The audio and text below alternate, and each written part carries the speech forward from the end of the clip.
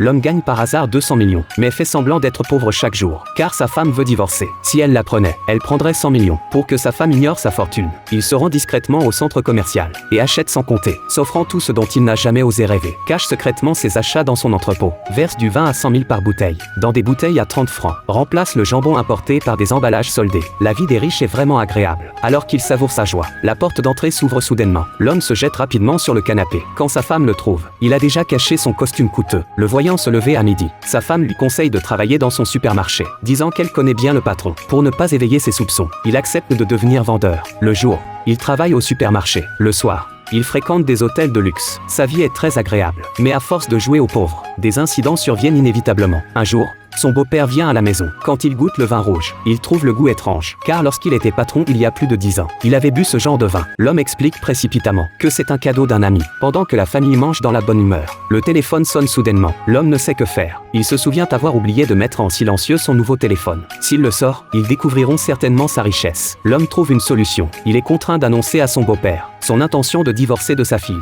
Un jour, il voit par hasard sa femme dîner avec le patron. Pour se venger du patron, l'homme saisit un vase et le fracasse sur la voiture de luxe, prend ses clés et raye la carrosserie. Pas encore satisfait, il sort un couteau et crève les pneus, pensant qu'après cet incident, le patron n'oserait plus dîner avec sa femme. Mais peu après, c'est un vieux couple qui arrive. Heureusement, l'homme est assez riche pour offrir un véhicule neuf au vieux couple. Après avoir réglé tout cela, sur le chemin, il aperçoit soudain ses deux amis les plus pauvres en train de boire. Il ne s'arrête pas pour trinquer avec eux. Ils n'ont plus de sujet de conversation commun. Il veut seulement s'intégrer dans la vie des riches. De retour chez lui, il joue aux jeux vidéo, seul sur son canapé, pensant que même avec de l'argent, il reste seul le soir. À ce moment, il décide de rendre riches ses deux amis pauvres. Le lendemain matin, une voiture de luxe s'arrête devant son ami, l'invitant à devenir ambassadeur de marque. De l'autre côté, l'autre ami reçoit un héritage énorme. Il pensait que ses amis enrichis feraient des affaires, devenant progressivement des hommes fortunés. Mais quand l'homme les revoit, les deux ont dépensé toutes leurs ressources pour acheter ensemble une voiture de luxe, et l'emmènent faire un tour.